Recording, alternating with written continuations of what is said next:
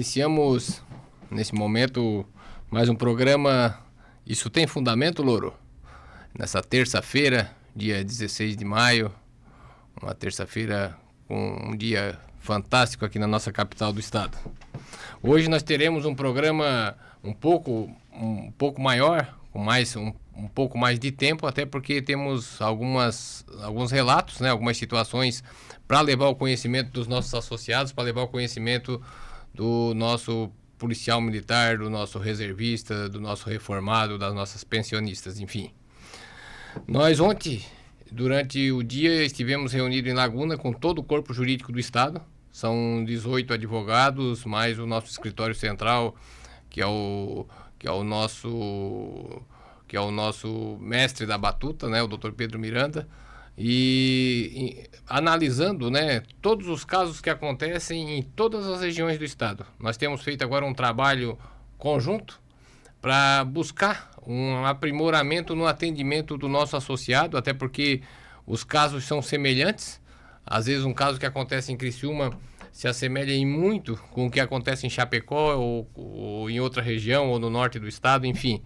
Então, para que a gente tenha uma sintonia entre o nosso corpo jurídico, nós temos então feito essa troca de informação.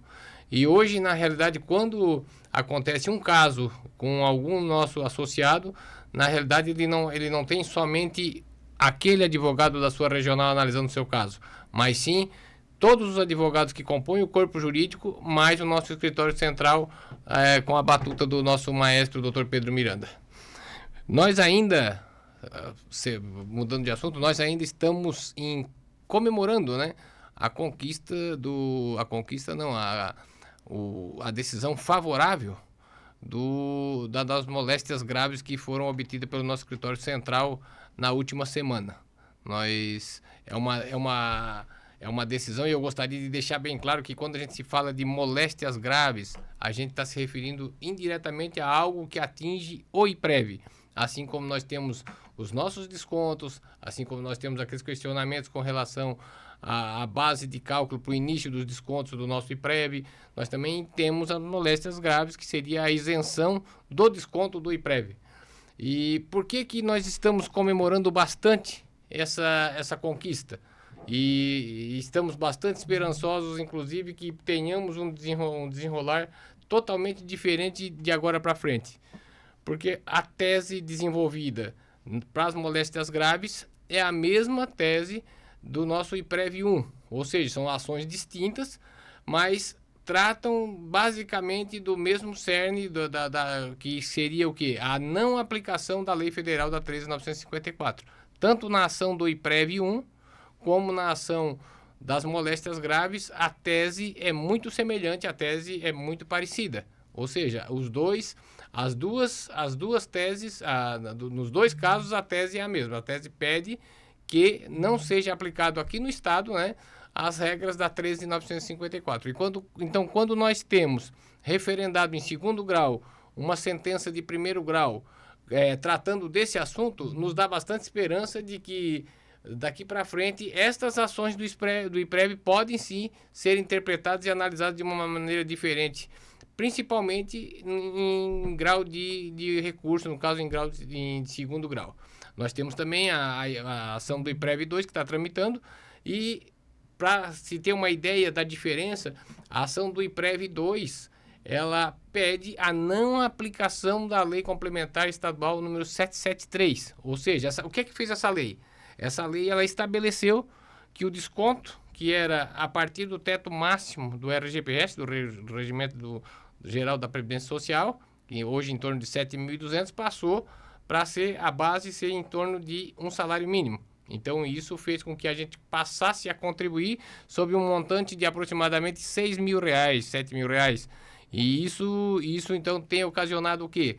Um desconto muito maior na nossa folha de pagamento. E então, a partir do momento em que a gente tem um julgamento favorável em segundo grau, né, que a gente tem esse entendimento, a gente espera, e até temos uma decisão da quarta turma, né, como o Dr. Pedro tem lembrado constantemente, nós temos 5 câmaras de direito público no nosso Tribunal de Justiça. É uma delas que julgou, foi a quarta turma, né? E teve uma decisão, teve um entendimento favorável à nossa tese. Então, isso faz com que crie dentro do ambiente do TJ, dentro do Tribunal de Justiça, já uma jurisprudência, uma interpretação diferente com relação a esse assunto que vem há muito tempo, né, judiando, castigando, tirando da nossa folha de pagamento um percentual importante que está fazendo falta para o nosso RR, principalmente. Eu tenho colocado com bastante frequência que o Estado, e eu tenho dito isso, e é uma situação que é uma tese que eu coloco, que às vezes a gente passa despercebido para nós. O Estado é organizado. O Estado, não o governo. Quando eu falo de Estado, eu me refiro o Estado que foi administrado, ou está sendo administrado hoje pelo Jorginho Melo, foi no mandato passado administrado pelo Coronel Moisés, pelo Raimundo Colombo, pelo Luiz Henrique, enfim. Esses são governos que se passaram. Agora, o Estado, ele tem um cerne que ele se mantém e ele é muito organizado. E, ao longo do tempo, hoje nós estamos sentindo, nós que eu me refiro, o pessoal da reserva, nós estamos sentindo as consequências do que vem sendo projetado há muito tempo para nos atingir. Eu costumo dizer assim, em 2008, eu não sei quantos que estão me ouvindo nesse momento, que em 2008 ainda estavam na ativa. Mas em 2008 foi criado a Lei da Previdência Social, o IPREV, o Instituto de Previdência do Estado de Santa Catarina. Naquela oportunidade, nós ainda não recebíamos o subsídio. Até por sinal, o nosso vencimento era bem aquém, bem baixo do vencimento atual. E foi criado a Lei 412, no seu artigo 17, ela criou o desconto de 14% sobre o regime geral da Previdência Social, ou seja, a partir de R$ 7.200, em 2008 foi criada esta lei. Como a maioria de nós não ganhava o suficiente para ser tributado naquela época, passa desapercebido por nós. Em 2012, essa lei foi alterada e passou de 11% da alíquota do IPREV para 14%. Mas também não nos atingia. Na maioria de nós, eu, por exemplo, como cabo, não chegava a ganhar o teto máximo da Previdência. Eu não ganhava R$7.000. Então, o que acontecia? Se fosse descontado 14%, 11% ou 10% sobre o meu vencimento, não me atingia e passava despercebido pela gente. Nós, como militares, não estávamos atentos ao que o Estado estava planejando para nós, mas o Estado, organizado como já sabia onde ele queria chegar, e isso foi se desenhando desde 2008. Nós estamos em 2022, portanto, há 14 anos atrás. Em 2013, só para ter uma sequência de leis, nós tivemos aprovado a Lei Complementar 614, que criou o subsídio. Com a criação do subsídio, nós tivemos um up no nosso vencimento, né? E todos já começaram a, de certa forma, ter uma contribuição de IPREV na sua folha de pagamento. Ou seja, um cabo na época só que como nós pagávamos a partir do teto máximo da Previdência, o desconto ainda era muito pequeno, né, a gente não sentia e ninguém deu aquela importância devida. Mas o Estado já estava se preparando. Naquele momento, eles criaram o IRESA, eles criaram uma maneira, um status diferente para a nossa corporação e projetaram os acontecimentos que se sucederam depois que a gente começou a entender o porquê da 614 ser feita daquela forma. Então, quando foi criado o IRESA, quando foi dada a opção para que se a pessoa quisesse permanecer num regime que poderia galgar o grau acima ou optar por um novo regime, isso tudo foi planejado matematicamente pelo Estado para que no futuro as coisas acontecessem da forma que eles queriam que acontecesse. E isso se desenhou até a aprovação da 765. Quando aconteceu a 765, o que sucedeu-se na nossa vida profissional?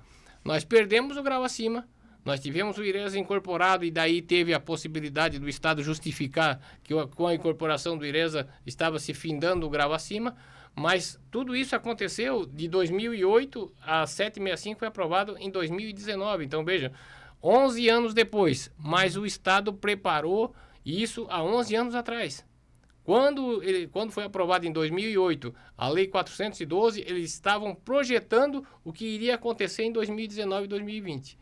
E nós tivemos ainda, com a aprovação da Lei 773, que veio em seguida, a alteração do teto, que passou do teto máximo de R$ 7.200 para um salário mínimo. Ou seja, então nós passamos a ter esse desconto do IPREV que vem nos castigando até o momento. Tudo isso, eu estou colocando isso para mostrar para o nosso associado, para mostrar para você que está nos acompanhando, que o Estado é organizado.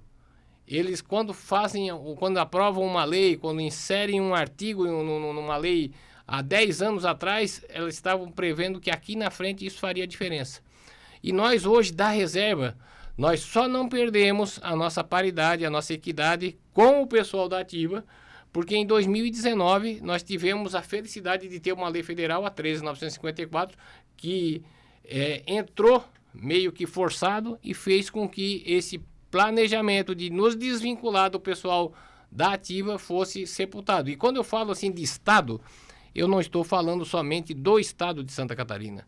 Essa mesma matemática, essa mesma projeção, esse mesmo encaminhamento aconteceu no estado do Rio Grande do Sul, no Paraná, São Paulo, Mato Grosso do Sul, Goiás, enfim, no Brasil todo. O Estado brasileiro se projetou e se programou para que nós, militares da reserva, fôssemos desvinculados do nosso pessoal da ativa e tivéssemos um tratamento diferente. Como eu coloquei, só não aconteceu isso em virtude da 13.954 que impediu que isso acontecesse. Mas não está descartado. Nós temos hoje, vocês têm acompanhado, discussões ou pronunciamentos, principalmente a nível de Brasil, a nível de Brasília, né, a nível de Câmara Federal, a nível de Senado, a nível de Congresso Nacional, falando de que a Previdência Social tem que ser revista e os militares têm que ser verificado como foi feita essa Previdência nossa, que é um pouco diferenciada do civil, né? Por quê? Existe hoje interesses de que haja, sim, essa desvinculação, que a gente perca essa paridade, que a gente perca essa equidade, né? E passe a ser tratado como hoje é o pessoal que vai para a reserva, que se aposenta pelo INSS. Ou seja, vocês sabem muito bem, vocês têm vizinhos, vocês têm amigos que se aposentaram ganhando 5, 6 salários mínimos, hoje ganham um salário. E essa defasagem hoje não acontece conosco, porque nós temos o pessoal da ativa que serve como parâmetro e segura para que isso não aconteça, né? Então, por que eu estou dizendo isso? É que hoje nós temos algumas vantagens, são poucas, mas nós temos algumas vantagens que nós não podemos abrir mão em hipótese alguma. Uma delas, nós hoje vamos para a reserva por tempo de serviço. Se eu entrei na carreira militar com 20 anos, então eu cumpri 35 anos, com 55 anos eu posso ir embora. Enquanto que um servidor do INSS, da Previdência, da Previdência Social, ele tem que trabalhar até os 65 anos. Essa é o que nos diferencia hoje, por exemplo, dos policiais civis, dos servidores da saúde, dos servidores, enfim. Hoje nós somos uma classe que temos um tratamento diferente. Temos a paridade, como eu falei, temos a aposentadoria por tempo de serviço e não por idade, né? E a garantia da paridade e da igualdade, que essa é a nossa principal garantia, né? E nós temos hoje uma discussão muito grande, um lobby muito grande, desde a Assembleia Legislativa até a Câmara Federal, até o Congresso Nacional, que está levando com que outras classes, e isso vocês, quem está caminhando no dia a dia aí sabe disso, levando com que outras classes se levantem, primeiro para tentar buscar as conquistas que nós temos.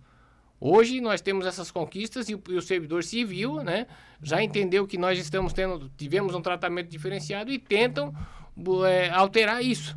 E lançam, às vezes, algumas situações que dá a impressão que eles têm alguma vantagem a mais que nós. Não, no frigir dos ovos, não, no final da balança, nós, os militares, tivemos um tratamento diferenciado, né? E como é que nós vamos manter isso? Nós só vamos conseguir manter isso se nós nos manter unidos, se nós nos unir no sentido amplo da palavra, Se nós hoje tem várias associações, tem várias entidades que a gente esteja unido nesse sentido, né? Para que a gente possa buscar esse objetivo. E hoje não é nenhuma questão de conquista. Hoje, na maioria das situações como essa da Previdência, nós estamos brigando para que não seja alterado um modelo e que a gente permaneça com essa segurança, com essa situação que foi nos dada. Então, é muito importante. Hoje, aqui, por exemplo, nós temos uma associação muito forte, que é a Prasc, mas nós temos outras entidades também. Mas, assim, é importante e a gente, às vezes, vê com tristeza militares, parceiro nosso, pares nossos, que ficam se degladiando de repente, denegrindo a imagem do outro, e isso enfraquece, às vezes, numa disputa de diretoria, como eu vejo aqui bastante, aqui na Prasc, algumas entidades, com o afã, com o objetivo de enfraquecer a diretoria, para que possa vir comandar a associação numa disputa futura, eles enfraquecem a imagem da associação.